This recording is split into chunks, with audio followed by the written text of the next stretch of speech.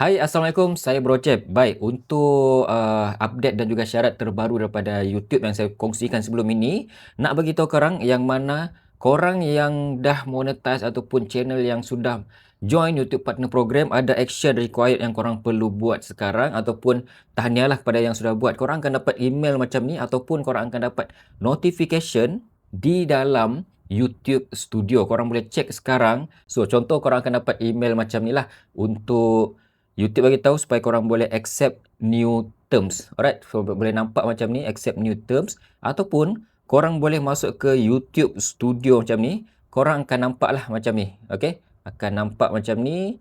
Dan korang just tekan saja review dan juga accept tersebut. Kita akan nampak satu persatu. Review dan accept korang tekan. And di sini ada beberapa yang berubah lah. Korang akan dibagi tahu. Korang akan update following terms to ensure the earn evolve alongside the platform. Yang ni sebelum 31 Januari 2027.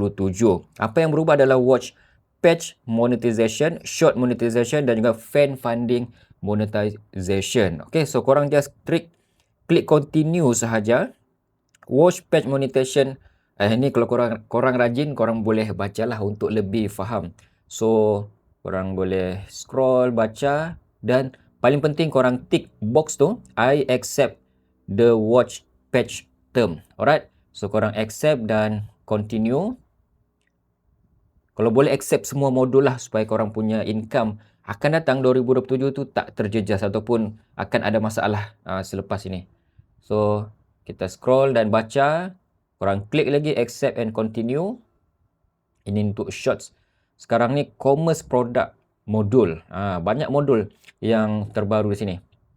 Korang boleh baca efek-efek semua. I have read and understood this agreement. So, korang klik and finish.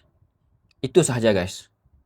And then korang terus boleh buat content macam biasa. Pastikan korang review dan juga accept terma dan juga syarat polisi YPP yang terbaru. So, kongsi kepada kawan-kawan, takut ada yang terlepas pandang. Selalunya, yang terlepas pandang ni adalah mereka yang tak kisah tentang update terbaru dan juga syarat polisi YouTube ataupun mereka yang sudah besar. Channel yang sudah besar ni dia jarang tengok, dia just fokus buat konten. So, jangan biarkan mereka terlepas ataupun korang terlepas sendiri daripada review dan juga accept syarat minimum YPP yang terbaru. Assalamualaikum.